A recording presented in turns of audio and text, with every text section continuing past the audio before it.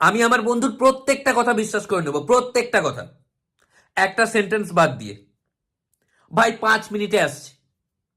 এক তো এরা 5 মিনিটে আসছি বলে যেভাবে 1.5-2 ঘন্টা পরে আসছে, এদের ঘড়ি দেখতে ইচ্ছে হয়, যে মনে হচ্ছে নিজেদের ঘড়ি নিজেরাই চালাচ্ছে।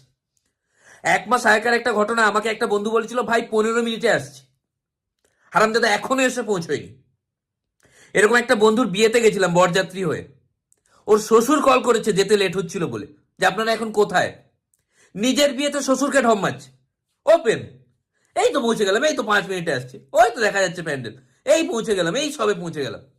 আমরা হিসেব করে দেখলাম যখন ও ঢপটা মারছে তখনও 40 মিনিট বাকি, তাও আবার এরোপ্লেনে গেল। শেষ পর্যন্ত আবার ওর শ্বশুর কল করলো যে আপনারা ওখানেই দাঁড়ান, আমরা বউ নিয়ে যাচ্ছি।